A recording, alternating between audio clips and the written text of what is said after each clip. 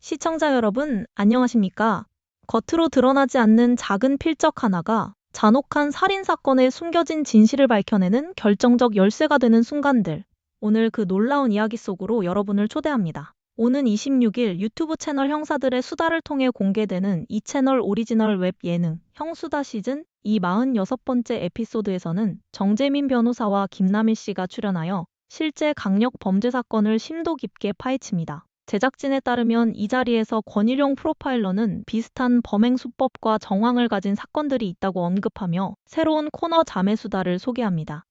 이 코너는 보험금을 노린 어민숙 씨의 보험 살인 사건과 가평 계곡 살인 사건처럼 사건의 본질적 유사성을 지닌 범죄들을 비교 분석하는 방식으로 진행됩니다.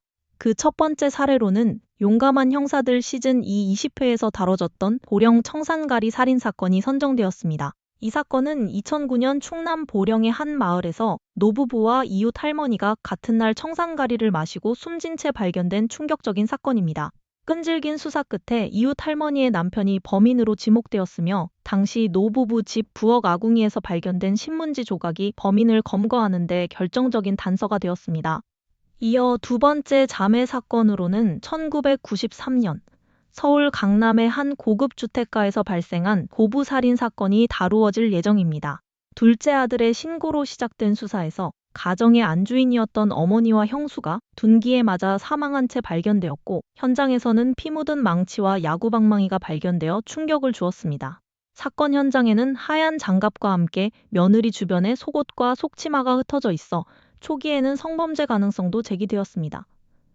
그러나 옷이 벗겨진 흔적은 발견되지 않아 의문은 더욱 증폭되었습니다. 또한 며느리가 사용하던 승용차가 사라졌고 화장대 거울에는 큰아들의 이름과 함께 기억하라는 섬뜩한 문구가 적혀 있어 수사에 혼선을 더했습니다. 당시 큰아들의 회사가 부도난 직후였던 만큼 원한에 의한 범행 가능성 역시 배제할 수 없었으나 뚜렷한 용의자는 쉽게 드러나지 않았습니다. 이후 가족만이 해제할 수 있는 도난 경보 장치가 해제된 사실이 확인되었고 집안 금고에서 현금 800만 원 그리고 며느리가 소지했던 10만 원권 수표 3장이 사라진 사실이 밝혀지면서 수사는 새로운 국면을 맞이했습니다. 사건 발생 사흘 뒤 사라졌던 차량이 대전의 한 고등학교 인근에서 발견되었지만 차량 자체에서는 결정적인 단서가 확보되지 않았습니다. 그러나 수사 과정에서 피해자가 소지했던 수표 2장이 수원에 위치한 한 은행과 여관, 그리고 양품점 등에서 사용된 사실이 밝혀졌습니다.